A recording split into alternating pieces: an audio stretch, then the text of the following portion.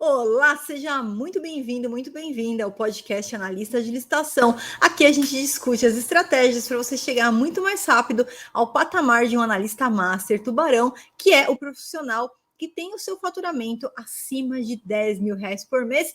Eu sou a professora Flávia Viana, trabalho há 23 anos com licitações, sou analista master de licitações e no episódio de hoje eu vou responder a seguinte pergunta. Flávia, quanto tempo demora uma licitação? Quanto tempo que demora desde o início da prospecção do meu cliente até finalizar aquela licitação e eu ter o resultado, saber se eu ganhei, se eu não ganhei? Como é que funciona a questão do pagamento? Quando que eu vou receber a minha comissão, no caso de eu representar meus clientes? Então, primeiro ponto que eu quero te falar a respeito do tempo, tá? O tempo de duração aí de uma licitação, né? O tempo para você auferir os seus primeiros resultados e também a questão do pagamento, da remuneração do analista de licitação. Então, vamos lá, primeiro ponto. Uma licitação, tá? Ela vai depender muito da modalidade que ela é realizada. Para você ter uma ideia, a modalidade mais rápida é a modalidade pregão. E a boa notícia é que a grande maioria, quase que a totalidade das licitações já hoje são feitas por pregão, né? Somente no governo federal, mais de 98% das licitações elas são por pregão eletrônico. E desde 2020, os estados, os municípios, eles acabaram aderindo em massa, né? Foram obrigados a aderir ao pregão eletrônico. Então, mesmo que o estado ou o município tenha uma lei que não o obrigue, né, a adotar o pregão eletrônico, como acontece na esfera federal, a gente tem o decreto 10.024, que quando o objeto a ser comprado, contratado for um objeto comum, isso é um objeto que eu consigo facilmente no mercado, qualquer empresa do ramo ali daquele setor pode fornecer, é um objeto que eu posso especificar de forma objetiva lá no meu edital. Então, quando o objeto é comum, obrigatoriamente sendo órgão federal ou que utilize, né, dinheiro aí repassado voluntariamente pela União, precisa executar o pregão. E o pregão ele é uma modalidade muito mais rápida, muito mais ágil, muito mais célere. Quer dizer, começa e termina mais rápido. São prazos diminuídos. Então, para você ter uma ideia, depois que o edital de pregão ele é publicado, o órgão ele tem ali o prazo, né, de que a gente chama de prazo de publicidade, quer dizer, são 8 dias úteis entre a data da publicação do edital, que é o aviso, é o caderno que fala, opa, vai acontecer uma licitação para comprar isso, para contratar aquilo, e vai ocorrer no dia X. Então ele tem um prazo ali de 8 dias úteis, e a partir disso já vai ser o dia do pregão. E o pregão, ele tende a ser muito mais rápido, ele se desenvolve muito mais rápido. Então, tem algumas fases que vão acontecer durante a licitação. Então, tem a abertura do pregão, depois a gente vai para a fase de lances, tem a fase de negociação com o primeiro colocado, né? Assim, muito por cima, né? De forma bem sucinta. Tem a fase do empate, o desempate fictício, que é uma fase que vai beneficiar o MEI, microempreendedor individual, microempresa, empresa de pequeno porte que estiver participando daquele pregão. Na sequência é feita a análise da fase de documentos, quer dizer, vou dar uma olhadinha, o pregoeiro vai verificar os documentos daquela empresa que está em primeiro lugar. É dado sequência a uma fase recursal, se for o caso, se alguém interpor ali recurso naquele pregão, e depois aquele pregão ele é julgado, tem um vencedor, e a gente fala que aquela licitação ela é adjudicada e homologada. O que é isso? Eu tenho a finalização daquele procedimento, com a certeza, a precisão de quem ganhou aquela licitação, tá? E assim a gente finaliza a etapa da licitação em si. O que acontece é que essa licitação ela pode se desenvolver de uma forma muito rápida, né? Em algumas semanas ali essa finalização. Por quê? Porque apesar do pregão ele iniciar, né? Ele ter ali um fomento para iniciar e terminar no mesmo dia, é normal que o pregão ele seja suspenso, quer dizer, vamos começar o pregão na segunda-feira, só que até terminar o horário de expediente, não foi finalizado todo aquele pregão.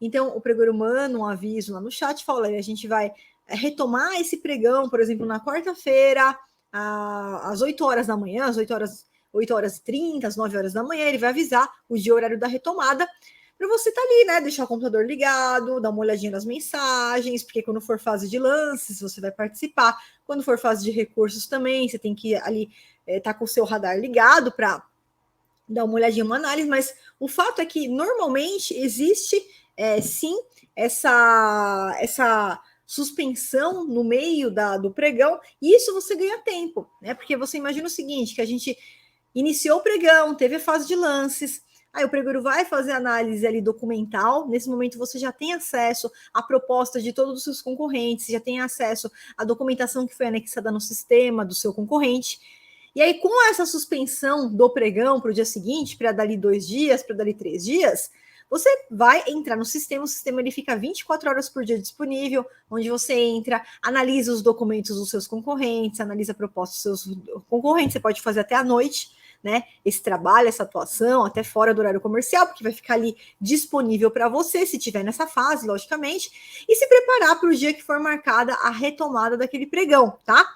Então, o pregão ele pode se desenvolver, né, dependendo, tem pregão que tem recurso, tem pregão que não tem recurso, que é um pouco mais rápido. Então, se tem recurso, aí tem o prazo recursal, porque os fornecedores eles têm ali 3 dias, né? Quem manifestou a intenção de recurso tem 3 dias para elaborar o seu recurso, para interpor ali no sistema. Os demais instantes têm mais 3 dias para, se quiserem impugnar, né? A gente fala de contra-razões daquele recurso, quer dizer, alguém vai lá e entra com recurso contra a minha habilitação e eu vou querer falar, opa, não, esse recorrente aqui está errado, né? Minha habilitação aqui está certa, meus documentos estão todos certos. Então, levando em conta esses prazos, tá? Uma média, então, é que a gente tenha, desde o início até a finalização do pregão, isso pode acontecer muito rápido, pode acontecer em questão ali de 1, 2 semanas, ou às vezes levar 3, 4 semanas, então tudo vai depender do desenrolar, tá? Um prazo muito bacana que a gente tem, que inclusive a gente usou esse prazo para definir os nossos grupos de desafio. Desafio é um bônus que a gente tem junto aos nossos alunos, né, da formação de analista master em licitações, onde nós vamos juntos para o campo de batalha, desde a prospecção do cliente até a participação final, até aquele pregão ser arrematado, ser finalizado, né? E um tempo que nós temos aí é um prazo de 30 dias, que a gente coloca um prazo com folga, onde a gente estabelece, só para você ter uma ideia, são as seguintes etapas que a gente estabelece no desafio, tá?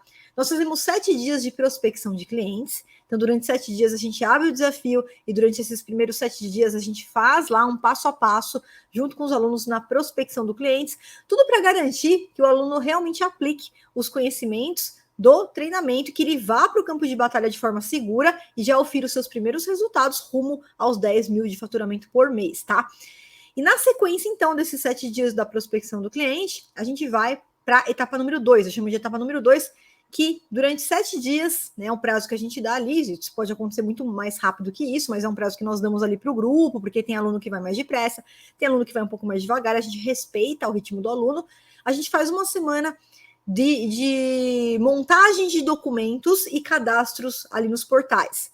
Então, para o analista master coletar os documentos, né, dos seus clientes, das empresas que vão participar da licitação, fazer o cadastro no SICAF, que é um portal de documentos, né? Ele já vai nesse momento com conhecimento, ele já tem a rota ali do analista, do comprador, ele já sabe montar os documentos. Então a gente dá mais esses 7 dias.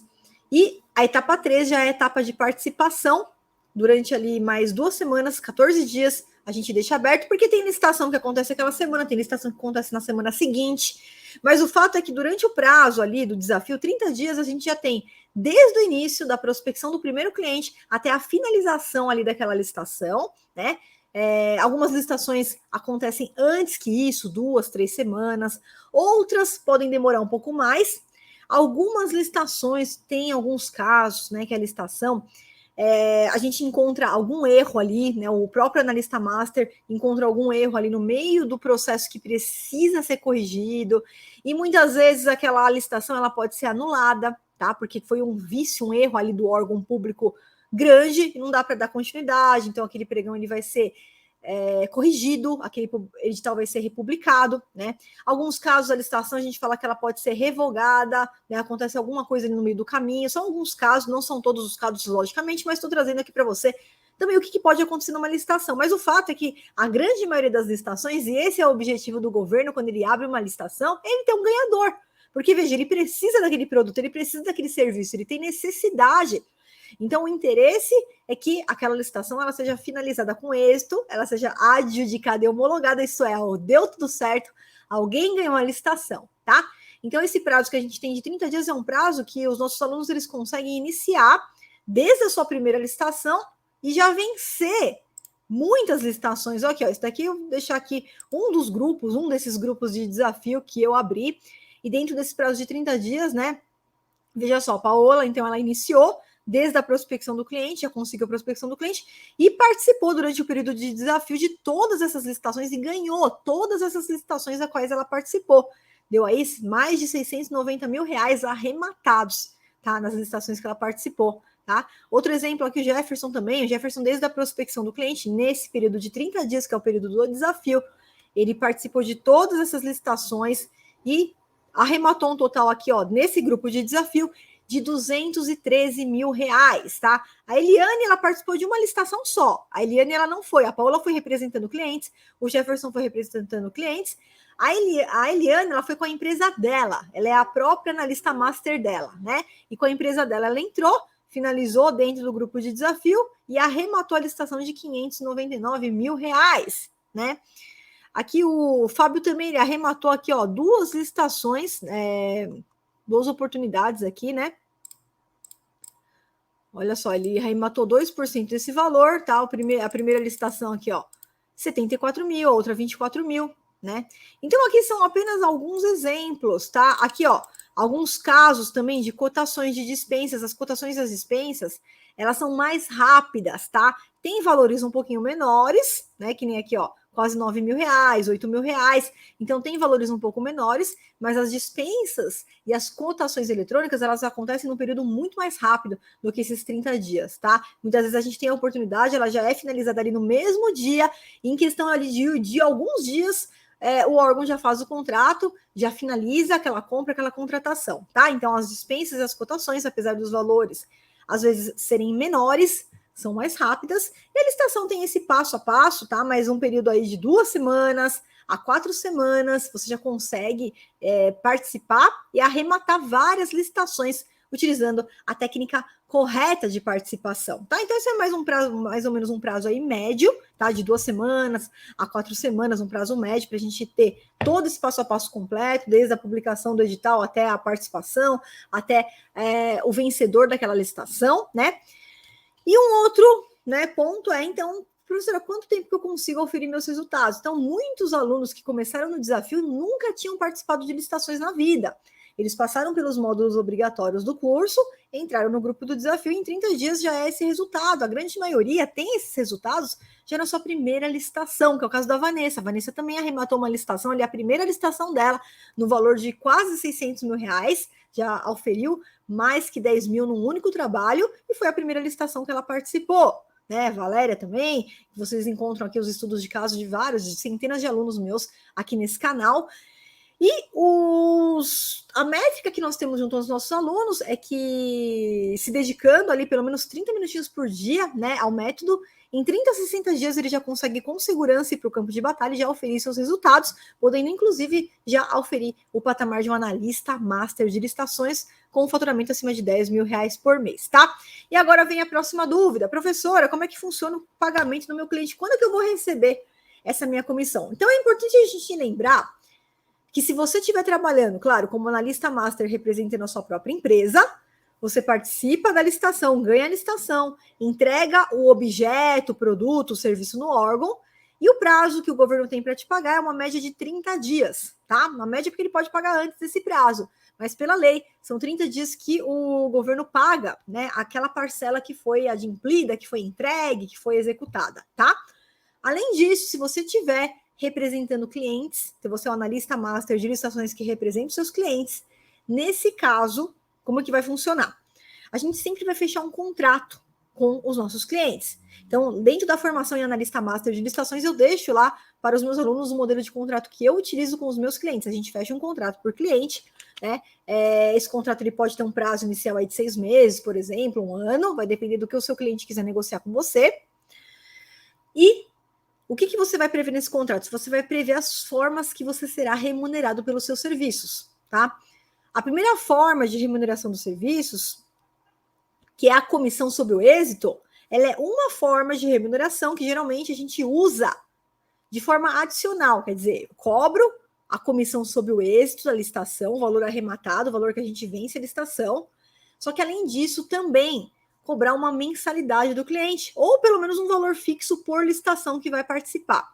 Porque essa mensalidade ou o valor fixo, ela vai custear o seu trabalho operacional, independentemente do resultado da licitação. Você tem um custo dos seus serviços de montar documento, montar proposta, cadastrar proposta, todo esse serviço ele tem que ser custeado. Então, a gente cobra geralmente uma mensalidade, vamos supor, todo dia 5 do mês ou todo dia 10 do mês, você vai combinar isso com o seu cliente, o dia que for melhor para ele, como se fosse um aluguel, né? E ele vai depositar na sua conta a mensalidade. Além da mensalidade, como que eu cobro a comissão sobre o êxito? Então, normalmente, aqui não tem receita de bolo, isso vai depender muito do valor da licitação, tá? Mas normalmente a gente costuma cobrar de 1 a 6% do valor arrematado na licitação. Então, se eu ganhei a licitação por R$599 mil e combinei 5% desse valor, são 5% em cima dos R$599 mil, tá? Então, você vai poder negociar com seu cliente de 1 a 6% do valor ali da licitação, ou da dispensa, ou da cotação, mas não tem regra. Por quê? Porque se você estiver falando de uma licitação de 12 milhões, você não vai cobrar 1% daquele valor, você pode cobrar 0,01%, e mesmo assim você vai oferir ganhos de um analista master, né? Chegando a R$10 mil em um único trabalho, né? Um único trabalho, uma única comissão que você recebe. Então é importante você indicar para o seu cliente como que vai ser o pagamento aí dessa comissão sobre o êxito, tá? A mensalidade é tranquilo, sempre no dia 5, no dia 10 do mês ele vai te depositar. Se for um valor fixo por licitação, você pode cobrar adiantado, ou você pode cobrar um sinal, 50% antes, 50% no dia da licitação, por exemplo. E se for a comissão sobre o êxito, o que você vai combinar? Aqui também não tem regra, tá, pessoal? Vou te falar o padrão que eu faço, que os meus alunos fazem também. A gente combina com o cliente que ele tem que pagar a comissão para nós quando ele recebe a nota de empenho do governo. Veja só, não é quando ele recebe o pagamento, quando ele recebe a nota de empenho. Vou te explicar por quê. Como que funciona o pagamento pelo governo? Então, quando a gente ganha a licitação, eu ganhei a licitação. Quando essa licitação, eu expliquei para você que ela é adjudicada, é homologada, quer dizer, eu já tenho certeza que a licitação terminou e que tem um ganhador. Só que a partir desse período, o órgão, ele vai ter que convocar a empresa que ganhou aquele pregão, aquela licitação, para ou assinar um contrato ou simplesmente emitir uma nota de empenho, porque a nota de empenho ela é um documento hábil a substituir o termo de contrato. Então, não é todo caso que a gente vai ter um contrato administrativo que todo mundo vai assinar, não. Terminou a licitação, o órgão ele pode emitir uma nota de empenho ou similar, a gente chama de ordem de compra, ordem de serviço. Esse documento, ele sempre vai existir, tá? A nota de empenho ou similar, ordem de compra, ordem de serviço, ele sempre vai existir. Porque ele é o documento que garante que o dinheiro, ele foi reservado, que aquele dinheiro, aqueles R$600 mil, por exemplo, para pagar aquele contratado, ele já está reservado. Então, é a garantia que aquele sujeito ele vai receber aquele valor, tá? Então, essa nota de empenho, ordem de compra de serviço, ela sempre vai existir. Tendo contrato ou não, ela sempre vai existir. E aí, lá no contrato, lá no edital, desde o momento que a gente vai participar da licitação, ele já traz como que vai se desenrolar essa contratação. Então, por exemplo, ele fala, olha, o contratado, ao receber a nota de empenho, ele vai ter lá o prazo de, 10 dias para entregar o produto, 30 dias para entregar o produto, para executar o serviço, e todos esses prazos, eles já estão no edital, você não vai ter surpresa nenhuma. Você e seu cliente já sabem desses prazos antes da licitação, né? Então, quando finaliza aquele procedimento, tá? Terminou a licitação, foi adjudicada, foi homologada, aí a gente vai aguardar o órgão público para formalizar o contrato ou para enviar a nota de empenho ou similar. Pronto. A partir do momento que formalizou o contrato ou já encaminhou a nota de empenho ou similar, é nesse momento que o seu cliente ele tem que pagar a sua comissão. Porque a partir daí, ele vai executar ali o objeto. O que eu quero dizer com executar o objeto? Ele vai entregar o produto, prestar o serviço, construir a obra, e ele vai receber do governo ali no prazo de até 30 dias, tá? Então, a sua comissão, você já combina com ele que ele vai passar para você assim que ele recebe a nota de empenho ou que ele assina o contrato com o governo, tá? Professor, eu tô com um cliente aqui que ele só quer me pagar depois que o governo pagar ele. Aí vai ficar a seu critério aceitar ou não. De repente, se é um bom cliente, vale até a pena você falar, olha, eu vou trabalhar desse jeito na primeira licitação, mas a partir da segunda licitação, né, só para você conhecer aqui meu trabalho, mas a partir da segunda licitação, eu já vou receber assim que você receber nota de empenho, você já me repassa a comissão. Legal? Legal. Já coloca isso no contrato e aí você já negocia isso com o seu cliente, tá? Então, não tem receita de bolo, tem sim negociação com cada cliente, tá? E o seu livre-arbítrio em aceitar essa condição ou não. Se não for uma condição vantajosa para você, fica tranquilo. Parte para outro cliente. A gente tem mais de 90% das empresas que estão abertas no Brasil e estão fora do mercado das licitações e que você pode inserir esses clientes no ramo das licitações, tá? Então tem muita empresa para prospectar, basta você ter boa vontade, comprometimento e o seu conhecimento como analista master de licitações para realmente trazer resultados para os seus clientes, sem expô-los a nenhum aí, nem sem expor seu cliente a nenhum risco, sem correr o risco de se queimar, né, de fazer coisa errada. É por isso que você tem que atuar com conhecimento. Não pode atuar como amador, não pode atuar como aventureiro, mas atuando com conhecimento, você tem segurança, você presta um serviço de segurança para os seus clientes e fatalmente você vai ter resultados e alavancar a sua carreira. Bom, espero que você tenha gostado desse vídeo. Se você gostou, já deixa o seu like aqui e não esquece de se inscrever aqui no nosso canal para você não perder nenhum conteúdo. Lembrando que todas as segundas-feiras nós temos um aulão ao vivo às 19 horas e toda terça e quinta um podcast analista de licitação. Um grande abraço para você e eu te vejo no nosso próximo vídeo. Até mais!